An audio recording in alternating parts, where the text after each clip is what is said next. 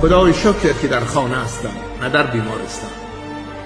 خدای شکرت که روی مبل نشستم نه در بستر بیماری. خدای شکرت که راحت نفس میکشم نه با مشقت و درد. خدای شکرت که طعم غذاها رو میچشم و لذت میبرم نه اینکه با سرم تزریقم کنم. خدای شکرت که اگرچه دلتنگ هستم ولی به لطفت امیدوارم. خدای شکرت که صدا و تصویر عزیزانم رو میتونم از راه دور ببینم و بشنوم. خدای شکرت که بهار و تابستون رو دیدم و پایان عمرم نبود.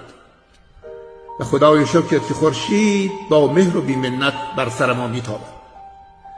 و خدای شکرت که امروز قدر همه داشته‌هایم را فهمیدم و بیشتر از همیشه شکرگزار تو هستم.